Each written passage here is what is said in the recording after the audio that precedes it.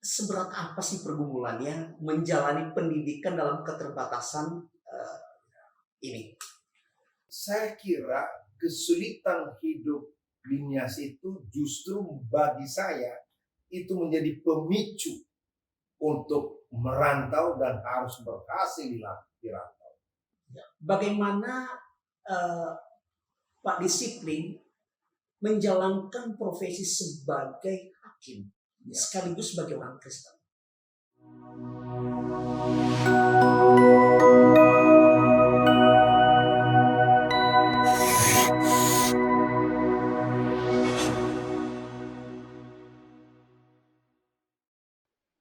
Shalom, selamat malam. Puji Tuhan, pada kesempatan ini kembali kita akan mendengarkan percakapan lewat podcast Jalan Hidup ini. Dan kali ini di depan saya ada seorang Pak Hakim, yaitu Pak Disiplin Manael, dan kami akan mengajak beliau untuk bercakap-cakap seputar profesinya sebagai hakim dan bagaimana ia menemukan jalan hidupnya dalam profesi ini. Baik, sebelum kita mulai percakapan ini, saya mengajak kita berdoa terlebih dahulu. Kita berdoa. Terima kasih Tuhan kesempatan yang Engkau masih berikan bagi kami sampai saat ini. Kami mensyukuri hidup kami yang Tuhan anugerahkan. Dan dalam anugerah-Mu, kami hendak bercakap-cakap tentang jalan hidup dari hamba-Mu, yaitu Pak Disiplin Manael. Kami memohon pimpin percakapan kami ini, kami bisa menemukan bahwa jalan hidup kami adalah tuntunan Tuhan semata. Dan kiranya percakapan ini boleh menjadi berkat bagi banyak orang. Terima kasih, demi nama Yesus kami berdoa. Amin. Amin. Baik, Bapak Ibu, sebelum saya lebih jauh bercakap-cakap dengan Pak Disiplin, mungkin alangkah lebih baiknya terlebih dahulu Pak Disiplin boleh memperkenalkan diri secara singkat kepada pendengar kita malam ini. Silakan Pak. Salam, saya nama Disiplin F. Manael. Biasanya dipanggil bapaknya Domi. Ya, saya bersyukur boleh bersama dengan Pak Pendeta Novel Manuau pada saat ini dalam acara Jalan Hidup. Terima kasih. Baik, makasih Pak Disiplin. Malam ini saya ingin sekali bercakap-cakap dengan Bapak terkait dengan profesi Bapak sebagai hakim. Kalau boleh tahu, profesi ini sudah berapa lama dijalankan, Pak? Ya, profesi hakim saya sudah jalani selama 30 tahun. 30 tahun.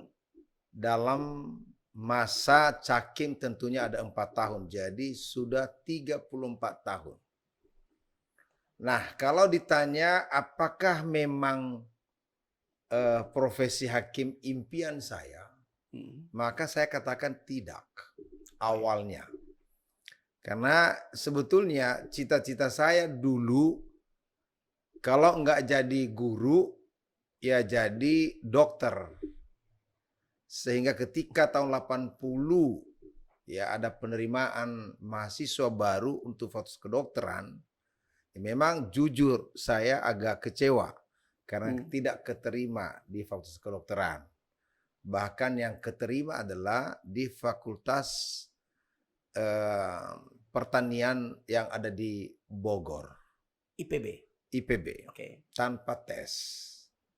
Namun ya karena kesulitan ekonomi, orang tua pada masa itu ya nggak bisa segera bisa memberangkatkan saya ke Bogor, karena pada masa itu untuk bisa menyeberang dari Pulau Nias ke Jawa itu ya kalau nggak jual kebun kelapa dulu, jual sawah.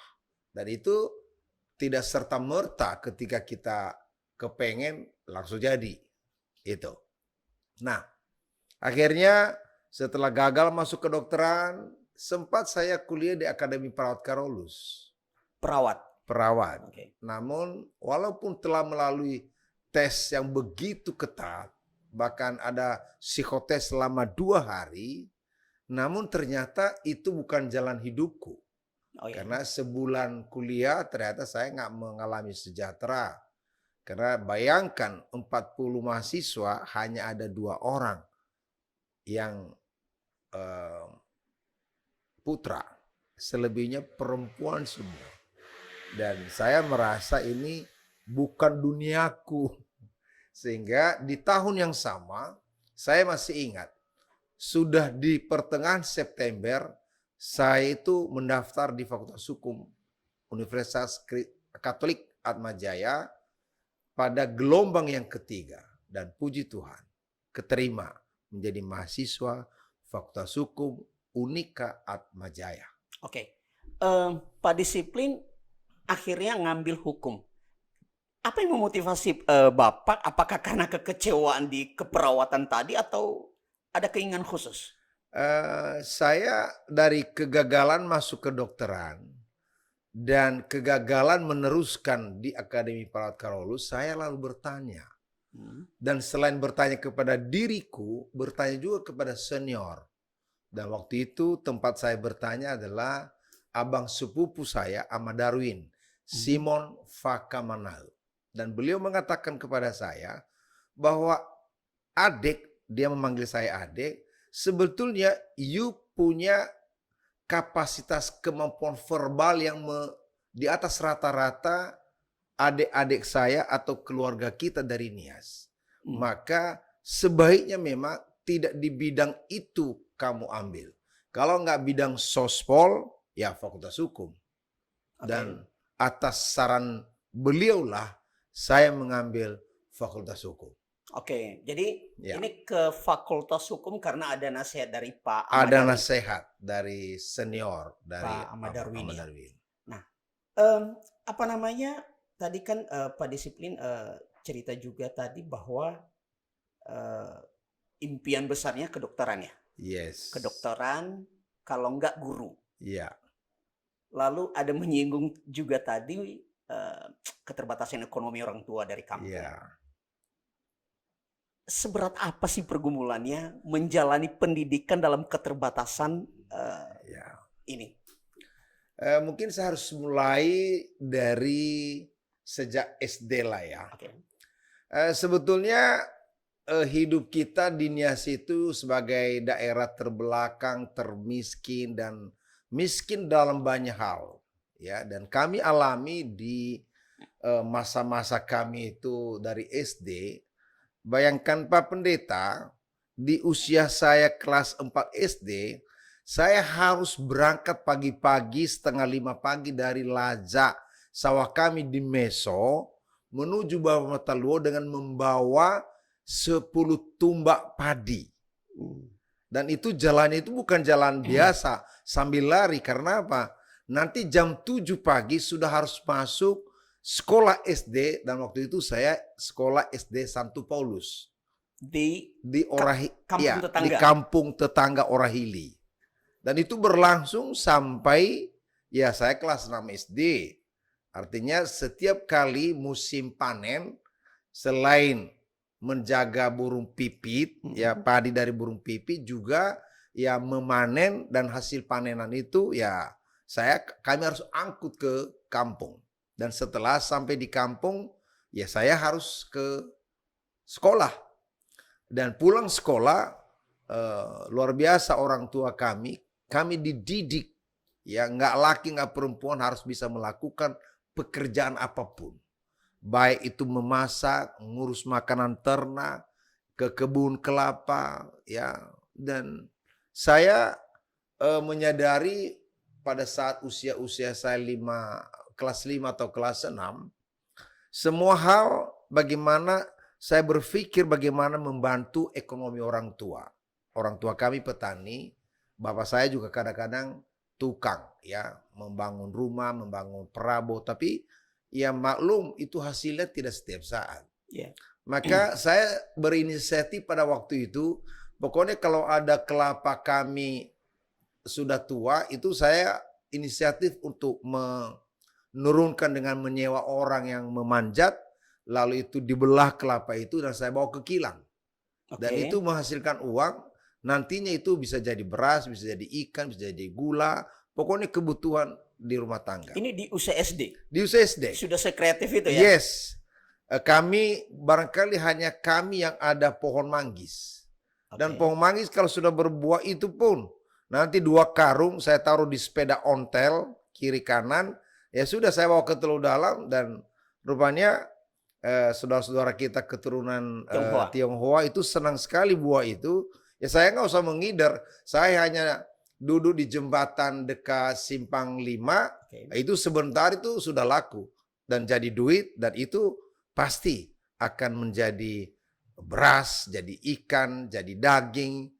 Saya bawa pulang ke desa Mataluo.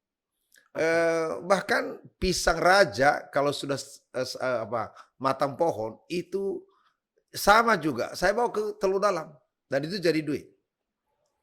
Dan itulah bagaimana ya kesulitan ekonomi di kampung itu membuat kita harus menjadi ya ikut memikirkan bagaimana ekonomi orang tua tertolong oleh kita sebagai anak-anak. Dan memang sejak saya masuk SMP di SMP BNKP bersubsidi Teluk Dalam, kami ini masuk asrama. Dan ya selama di asrama ya memang pekerjaan-pekerjaan di kampung yang tadi yang saya kerjakan ya tentu orang tua yang mengerjakan. Tapi setiap hari Sabtu itu saya usahakan pulang dari asrama itu ya ke kebun menolong dan membantu orang tua. Dan saya bersyukur SMP bisa saya selesaikan di Teluk Dalam. Namun untuk bisa melanjut ke SMA harus menyeberang laut pesisir sampai ke Gunung Stoli. Masih di Pulau Nias. Masih di Pulau Nias, tetapi itu di Gunung Stoli. Itu biasanya kita jalani kurang lebih 8 sampai 9 jam perjalanan kapal kayu dari Teluk Dalam sampai ke Gunung Stoli. Dan itu kami lakoni ya kurang lebih 3,5 tahun. Dan setiap akhir tahun baru ada kesempatan pulang ke Teluk Dalam naik kapal. Lagi. Tidak seperti sekarang sudah ada jalan raya. Ya, demikian. Pengalaman yang tidak mudah di Nias ini masih umur SD sudah memikirkan untuk membantu orang tua, ekonomi orang tua. Dan kemudian ketika Pak disiplin merantau terkait dengan kuliah tadi, ambil fakultas hukum, pengalaman yang tidak mudah di Nias itu ada nggak pengaruhnya? Bagaimana Pak disiplin hidup dalam keterbatasan-keterbatasan di perantauan ini? Saya kira kesulitan hidup di Nias itu justru bagi saya itu menjadi pemicu untuk merantau dan harus berhasil di rantau. Jadi saya betul-betul dibekali bahwa kesulitan ekonomi kita di Pulau Nias itu bukan menjadi penghalang, tapi justru menjadi motivasi yang kuat harus betul-betul menjadi petarung di rantau. Dan saya bersyukur ya ketika saya sampai di Jakarta ini tanggal 2 Juni tahun 80, saya menumpang di rumah keluarga Ama Ina Darwin. Dan saya tidak mengalami kesulitan hidup bersama keluarga ini karena apa? Apapun pekerjaan di rumah, nggak nyapu, nggak ngepel, nggak masak, nggak cuci piring, saya lakoni. Karena bagi saya, ya itu bukankah pekerjaan-pekerjaan itu sudah pernah diajarkan oleh mama saya di kampung. Dan kalau di kampung saya bisa kerjakan itu, kenapa di rantau ini tidak? Dan ternyata itu modal, ya rajin, tekun, jujur, itu modal di dalam kita merantau. Jadi mungkin saya pikir gini, masa susah di Nias, kemudian merantau ke Jakarta, wah lihat kota besar, lalu tinggal di rumah keluarga masih saudara. Saya pikir akan dapat keistimewaan, kelegaan, aduh merdeka saya dari kehidupan yang susah. Ternyata tapi enggak juga ya, apa yang pernah dikerjakan di Nias itu menjadi satu kebiasaan dan dilakukan dengan baik ketika tinggal di rumah saudara, itu Pak Ahmad Darwin ya. Saya catat yang tadi Pak Disiplin katakan rajin, tekun, jujur. Jujur. Itu Ya. modal untuk hidup. Modal untuk merantau itu. Merantau. Kemanapun kita bisa hidup. Yang penting rajin, jujur, ya, dan ulet. Tidak boleh. Nah, ini ada cerita ini. Jadi saya ceritanya udah kuliah di Atmajaya ini. Oke. Dan uang itu kan tidak selalu ada. Hmm. Ya, kiriman dari kampung itu sekali 6 bulan itu sudah syukur kepada Tuhan. Lalu bagaimana sehari-harinya saya? Maka di awal-awal perkuliahan, saya kalau nggak ada uang, nggak ada karcis mahasiswa, itu saya jalan kaki dari Selipi itu sampai ke Semanggi, ke kampus Unika Atmajaya. Saya jalan kaki. Dan itu bukan 1-2 kali, sering saya lakukan. Artinya secara badan itu ya sambil olahraga, sambil juga memupuk bahwa memang apapun halangan itu tidak boleh menghalangi saya untuk kuliah. Kalau saya harus jalan kaki, saya akan tempuh. Dan saya bersyukur setelah pergaulan dengan saudara-saudara kita orang Tapanuli, ya rupanya ada kiat di dalam kita naik bus. Kebetulan pada waktu itu mungkin 90% yang namanya kondektur dari Sumatera Utara. Dari Sumatera Utara. Jadi modal kita pada saat itu, ya aku diajari juga sih sama teman-teman mahasiswa dari Medan. Pokoknya horas. Nah, kalau udah horas itu naik, Aman. itu aman itu. Bahkan tidak jarang itu kondektur itu nanti kasih uang ke kantong kita. Dan itulah yang saya lihat betapa lagu Anak Medan itu betul-betul memang itulah jiwa orang-orang kita di Tapanuli, ya, bagaimana mereka bergaul, bagaimana mereka saling bertolong-tolongan, bagaimana mereka saling mendukung satu dan yang lain. Ya, itu yang saya lihat ini luar biasa, ya. Jadi seperti itu. Oke. Kembali ke profesi Pak Disiplin tadi sebagai hakim, tadi kan sudah cerita pengen jadi dokter atau guru, kemudian nggak kesampaian, lalu ke keperawatan, tapi merasa kayaknya ini bukan hidup saya. Itu akhirnya keluar dan atas saran Pak Ahmad Darwin tadi masuk ke Fakultas Hukum di Atmajaya. Dan singkat cerita, dalam rentang waktu 34 tahun ini menjalankan profesi sebagai abdi negara di bidang hukum. Kalau boleh saya tanya, dan dari hati terdalam Pak Disiplin, apakah yakin walaupun sudah 3 dekade lebih ini jalan hidup, atau jangan-jangan masih seperti yang di pengalaman di Karolus tadi, kayaknya ini bukan hidup saya? Sebetulnya saya belum lulus Fakultas Hukum Unika Atmajaya, tetapi saya sudah jadi asisten dosen di Unika Atmajaya di Fakultas Hukum. Bahkan juga sudah menjadi asisten pengacara di kantor advokat R.L. Supriyatso yang berkantor di Gedung Mangganawa Bakti pada masa itu. Dan sebetulnya profesi pengacara ini saya sudah jalani 3 tahun loh. Nah, dalam 3 tahun itu, kalau saya nggak salah itu, di tahun pertama saya jadi pengacara, itu 2 kali wesel saya kirim ke kampung. Dan selalu wesel itu dikembalikan oleh ayah saya. Oh ya? Dan akhirnya pertengahan tahun 87,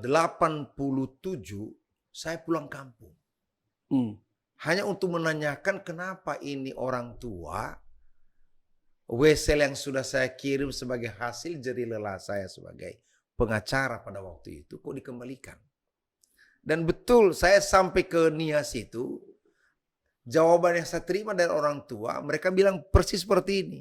Loh, kami ini sekolahkan kamu tinggi-tinggi, kami jual sawah, kami jual kebun kelapa, kami menjadi istilahnya tukang di berbagai tempat, bukan supaya kami dapat duit dari kamu. Di kampung ini cukup-cukup kami bisa makan. orang tua saya menghendaki bahwa agar saya itu menjadi pegawai negeri sipil, punya NIP.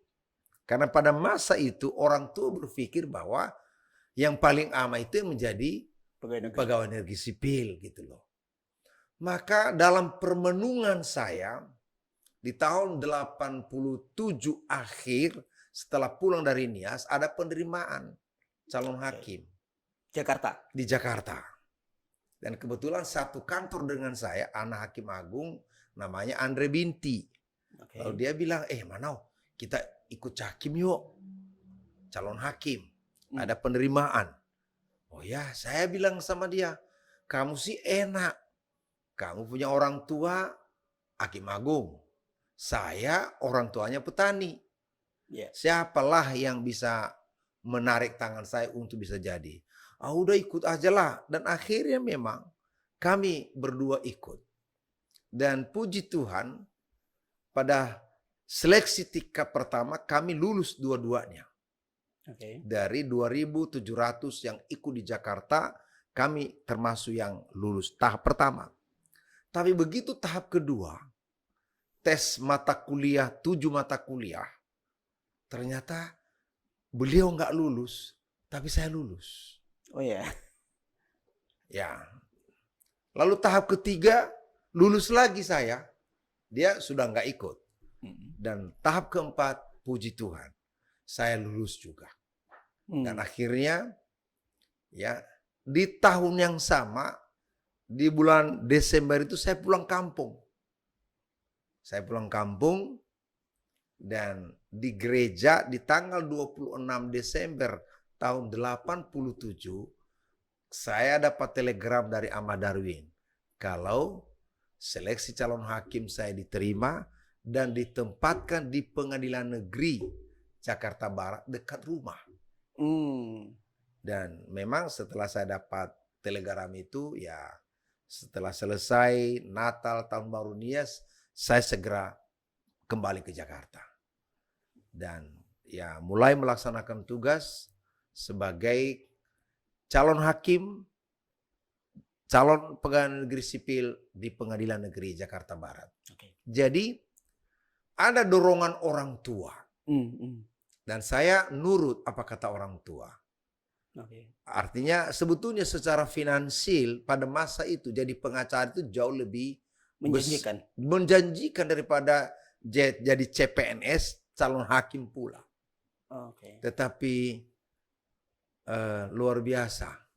Tapi inilah jalan hidup ya. Inilah jalan kita hidup. mengimani bahwa hidup kita ini tidak ada yang kebetulan. Tidak ada yang kebetulan. Tuhan bisa pakai harapan orang tua untuk menuntun kita masuk dalam jalan hidup yang telah Tuhan tetapkan. Dan dengan saya nurut apa harapan orang tua, akhirnya saya jadi dosen juga.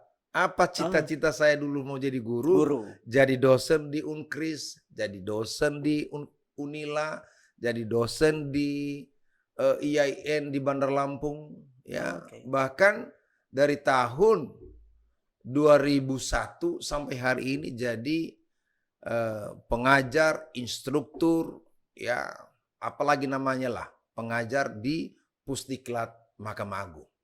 Kebanggaan saya. Sedikit lagi Om, apa namanya, Om kan abdi negara satu sisi, tapi di sisi lain adalah sebagai orang Kristen, sebagai orang percaya kepada Tuhan, bahkan sekian tahun terlibat dalam pelayanan rohani.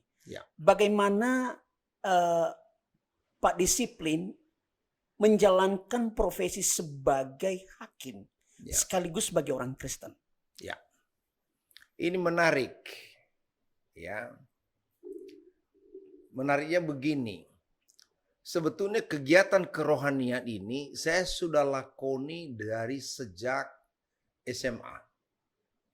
Jadi misalnya saya terlibat ya di dalam paduan suara waktu itu di Gunung Sitoli.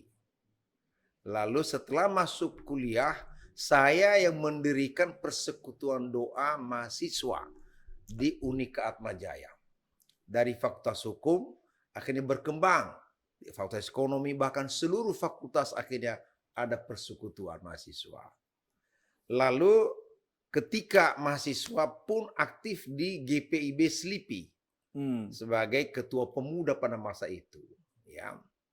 Jadi saya lakonin terus. Nah, pertanyaan bagaimana menseimbangkan ini semua? Bagi saya, menjadi mahasiswa, menjadi hakim, menjadi hamba Tuhan, menjadi suami, ya itu adalah semua bidang pelayanan. Ketika keempat-empatnya itu dilakukan dengan sungguh-sungguh, dilakukan dengan rasa syukur, dan untuk memuliakan namanya.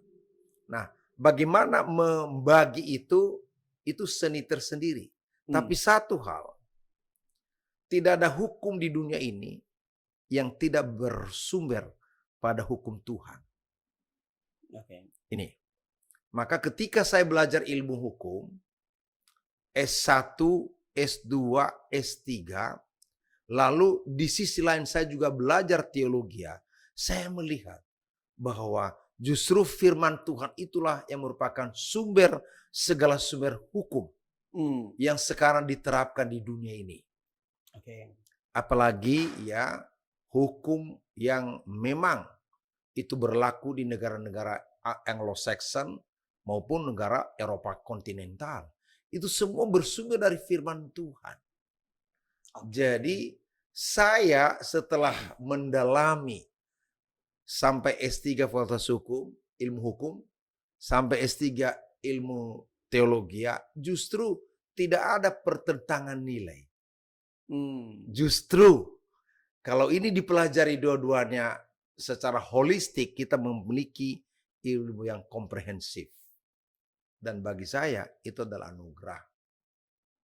Sehingga saya jadi teringat satu kalimat bahwa Tuhan adalah sumber segala kebenaran, termasuk kebenaran hukum tadi. Dan ya Pak Disiplin yang dunia hukum ya pasti lebih tahu, mohon konfirmasinya bahwa hukum-hukum yang diterapkan secara khusus dari dunia barat, hukum kita kan masih produk barat kan, warisan barat. Dan itu terinspirasi dari ajaran Alkitab. Dari ajaran Alkitab.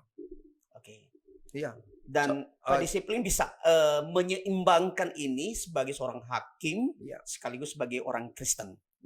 Bahkan ketika saya belajar ilmu teologi, saya merasa bahwa ilmu-ilmu hukum yang saya pelajari selama ini, inilah sumber yang sesungguhnya. Yaitu hukum-hukum yang diturunkan oleh Tuhan. Itu sumbernya, Pak. Dan tidak ada pertentangan sedikit pun antara hukum negara dengan hukum Tuhan. Kalau mau dilihat secara mendalam, ditarik secara filosofi, bahwa sesungguhnya hukum-hukum yang benar itu bersumber pada firman Tuhan. Jadi dalam hal ini Pak Disiplin bukan cuma abdi negara, tapi abdi Tuhan yang menjalankan mandat Allah di profesi sebagai hakim. Dan kendati pun sebetulnya saya sudah bergiat di bidang teologi ini, mulai jadi penatua dulu di Lampung, lalu masuk Jakarta tahun 2001 itu dipercaya oleh beberapa gereja menjadi evangelis. Tetapi puji Tuhan setelah saya menyelesaikan pendidikan teologi tahun 2016, 2017 saya itu ditabiskan jadi pendeta bersama Nyonya. Jadi sejak itulah maka sebagai hakim juga sebagai hamba Tuhan pendeta. Dan bagi saya kedua profesi ini kalau dilakoni di dalam kebenaran, keadilan, dan takut akan Tuhan, itu kenikmatan tersendiri. Itu. Jadi, saya tidak pernah bermimpi jadi pendeta. Tapi ini jalan hidup. Saya tidak pernah bermimpi jadi hakim. Tapi ini jalan hidupku. Tetapi ketika apa yang menjadi harapan orang tua saya lakoni, maka semua mimpi saya waktu masa kecil saya mau jadi guru, jadi kenyataan. Jadi dosen. Jadi pelatih, jadi instruktur, sampai hari ini. Puji Tuhan. Ini lika-liku hidup ini mungkin ada di persimpangan tertentu masih kabur ya.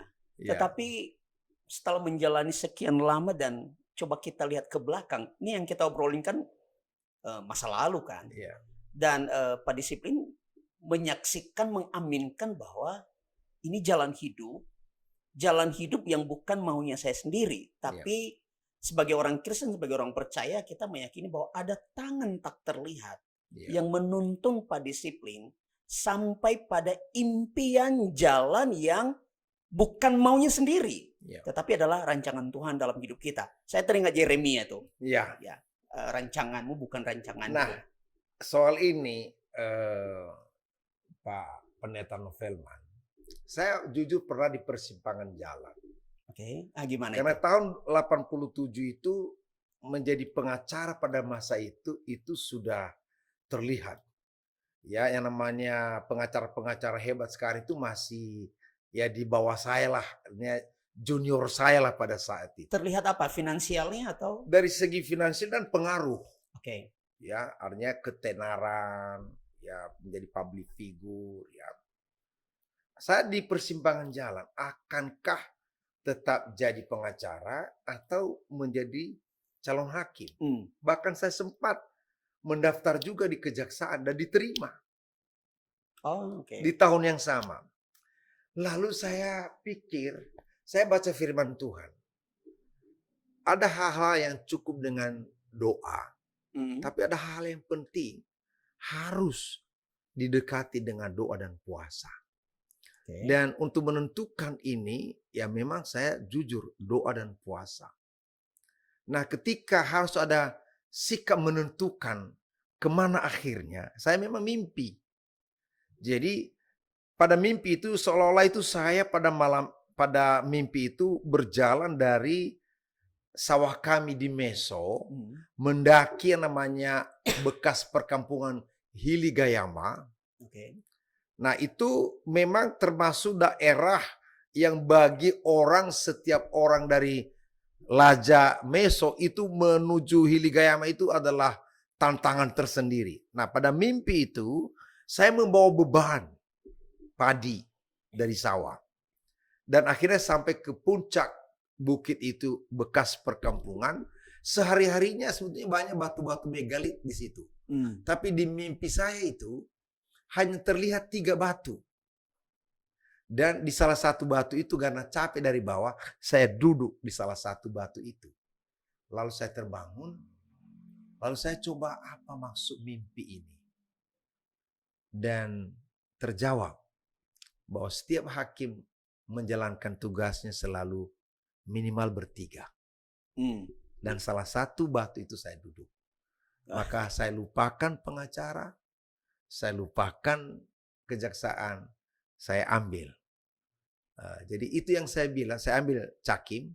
Itu yang saya bilang, memang inilah panggilan Tuhan. Artinya Tuhan memberi isyarat lewat mimpi sekalipun. Kuncinya saya bilang, ya kita harus sungguh-sungguh hidup benar di hadapan Tuhan. Karena sesungguhnya semua itu adalah rancangan Tuhan. Kita bisa tahu isi hati Tuhan ketika kita hidup benar. Membangun hubungan yang erat dengan Tuhan. Lalu taat dan setia. Hidup sungguh-sungguh. Jujur di hadapan Tuhan. Tuhan pasti buka isi hatinya. Dan itu yang saya alami. Ya. Pak Disiplin, dari pemaparan Pak Disiplin ini saya menangkap bahwa kembali ya, urusan jalan hidup ada banyak pilihan. Ya. Kadang kita diperhadapkan dengan dalam persimpangan, Ya. mau pilih yang mana.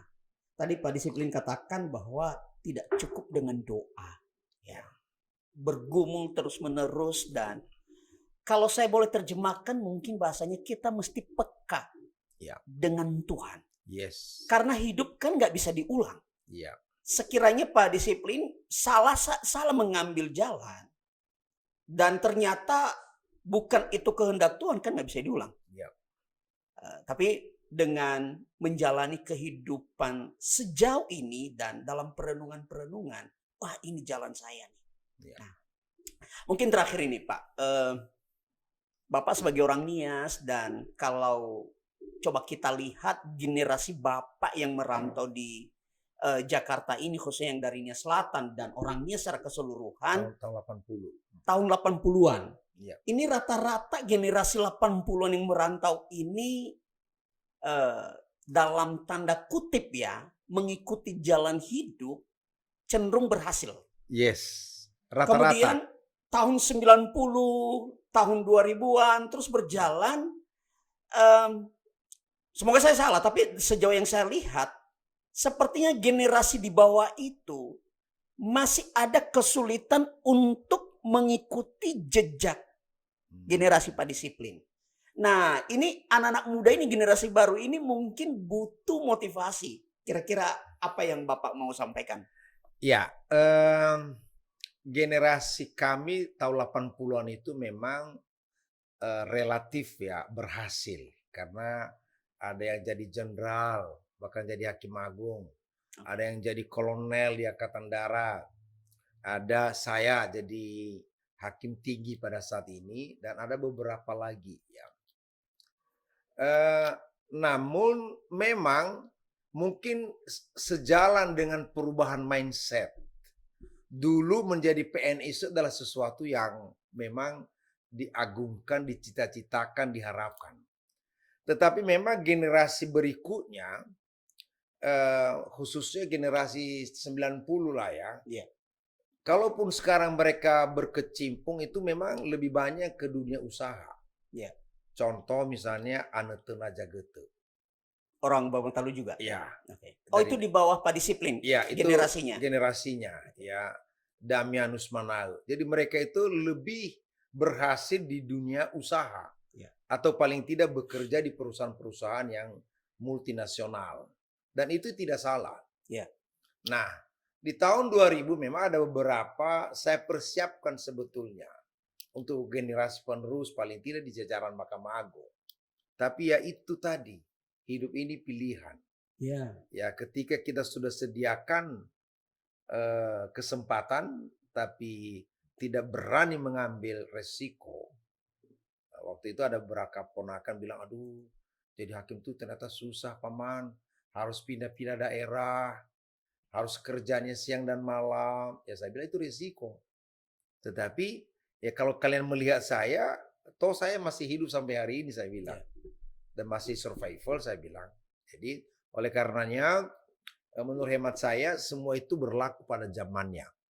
Jadi harapan saya bahwa apapun bidang usaha, apapun bidang profesi, yang terpenting mari kita lakukan dengan kesungguhan. Kejujuran, andalkan Tuhan, jangan pernah andalkan kekuatan sendiri. Bangun jaringan, koneksitas ya. Sekarang di perantauan ini khusus di Jakarta ini ada beberapa organisasi asal Nias, khusus di Nias Selatan. Ini bisa kita bangun jaringan, bangun komunikasi, bangun koordinasi. Supaya apa? Terjalin kolaborasi, terjalin kerjasama. Oleh karena itu, menurut saya, setiap pemuda dari Nias Selatan pada khususnya, dan Nias pada umumnya, mari kita membangun Nias, tapi jangan pernah mulai dari seberang sana, mulai dari diri sendiri. Hemat saya, kalau jadi mahasiswa, jadilah mahasiswa yang unggul. Miliki kemampuan, keterampilan yang unggul, yang tidak dimiliki oleh orang lain. Karena apa? Itu akan menjadi nilai plus ke kita bertarung. Demikian juga di bidang usaha. Mari berusaha dengan jujur. Orang bilang, kalau tidak tipu sana tipu sini di bidang usaha itu nggak mujur. Itu salah besar. Mari jalankan usaha dengan jujur. Apa yang menjadi kewajiban kepada negara kita kerjakan, kita laksanakan. Dan apa yang menjadi kewajiban kepada Tuhan, kita salurkan. Jadi apapun bidang profesi, siapkan diri dengan sungguh-sungguh. Jangan asal. Bahasa Niasnya mohalewono. Belajar asal itu bukan modal utama. Satu lagi, buang segala iri hati. Iri hati buang. Iri hati buang. Fakegusa Ya. Semua buat saya. Faya osa, seolah-olah saya yang paling hebat. No, nggak ada. Kesempurnaan hanya milik Tuhan. Kita ini semua sempurna dalam keterbatasan. Ya. Ya, kita semua terbatas, maka jangan pernah ada yang sombong. Buang iri, ya, buang fakegusa, obodede, fakegusa, fayaosa. Satu lagi, fayawasa, sombong. Buang itu. Karena itu awal kehancuran kita.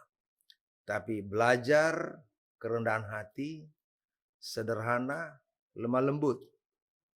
Ya. Jujur seperti saya katakan tadi, ulet. Mungkin satu hal Pak Novelman, mungkin belum pernah cerita. Ya. Saya untuk memperjuangkan hidup di Jakarta ini pernah jadi kondektur. Oh, gimana itu? Jadi dulu ya bagaimana membayar buku pelajaran yang memang harus dibeli. Nah, saya minta uang dari kampung kalau ada. Kalaupun ada mungkin sebulan 2 bulan baru datang. Nah, saya jadi kondektur angkot dari Cililitan sampai ke Pasar Indo. Kebetulan ada waktu itu orang Nias punya angkot. Saya bilang, Bang, boleh nggak saya bantu-bantu jadi kondektur? Oh, ayo. Nah, dan saya lakoni itu. Lalu ketika saya harus membayar misalnya uang pembangunan di Atmajaya, uang semester pada semester pertama, saya jual kaos, Pak. Jual kaos. Jual kaos. Tapi jual kaosnya agak intelek. Saya mensupplier baju seragam kerja buat PT Unilever. Sebanyak 5.500 piece. Dan untung saya cukup Rp200 satu.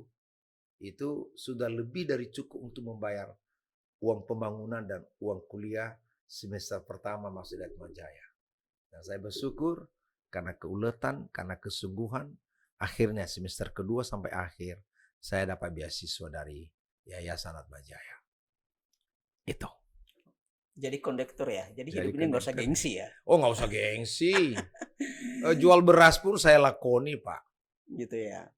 Jual beras saya lakoni di di ganggang itu. Saya melakukan survei keluarga lepas keluarga, apa kebutuhan beras mereka, model apa, kualitas apa, ya saya supply. Dan itu saya jalani. Baik, Pak Disiplin, terima kasih banyak. Satu percakapan yang menarik dan memberkati kami dan tentu juga pemirsa kita di rumah yang menonton podcast ini. Jalan hidup, sebagaimana yang kita ulang-ulang tadi, bahwa jalan hidup ini nggak cuma pilihan, tetapi mari kita peka bahwa ada tangan di balik itu. Yes. Dan jangan sampai salah berjalan, memilih. Betul. Baik, terima kasih pemirsa yang pendengar kami podcast Jalan Hidup ini. Demikian percakapan kita bersama dengan Pak Hakim, Pak Disiplin Manaeng. Dan kalau boleh saya simpulkan, percakapan ini yaitu kehidupan yang sulit itu tidak boleh menjadi alasan untuk kita terus dalam kesulitan itu. Tetapi biarlah ini menjadi pemicu untuk bisa berhasil. Apakah bisa? Beliau sudah membuktikannya. Dan tentu saja dalam menjalani kehidupan ini sampai pada tataran yang disebut berhasil itu tidak semata-mata karena kemampuan kita sendiri. Tadi beliau berulang-ulang mengatakan bahwa ini adalah doa kepekaan akan Tuhan. Dan dalam profesinya sebagai hakim, ia juga menjalankan kehidupannya secara konsisten sebagai orang Kristen. Jadi bagi kita pendengar, tetap takut akan Tuhan, sungguh-sungguh dalam bekerja, rajin, lakukan apa yang bisa dilakukan. Dan kita akan melihat bagaimana tangan Tuhan menuntun hidup kita. Temukan jalan hidupmu bukan seperti yang Anda mau, tetapi seperti yang Tuhan rancang untuk hidupmu. Demikian, terima kasih sudah menonton podcast ini. Dan jika Anda diberkati, silakan share, like, dan subscribe. Terima kasih. Tuhan Yesus memberkati. Kita berdoa terlebih dahulu. Terima kasih Tuhan, sekali lagi kami bersyukur kepadamu. Bersyukur mendengarkan jalan hidup hamba-Mu pada disiplin Manahe. Kami melihat bagaimana tangan Tuhan bekerja sejak Ia ada di Pulau Nias hingga tiba di Jakarta ini. Dan kami bersyukur kepada Tuhan karena Ia tidak berjalan sendiri. Engkau bersama-sama dengannya. Kami berdoa untuk setiap pendengar yang mungkin saat ini dalam masa-masa perjuangan hidup. Atau mungkin ada yang sedang dalam persimpangan jalan. Hendak kemana arahnya. Kami berdoa kiranya kepekaan akan suara Tuhan ada pada mereka dan mereka tidak salah memilih. Terima kasih ya Tuhan. Terpujilah Engkau. Demi nama Yesus kami berdoa. Amin. Amin.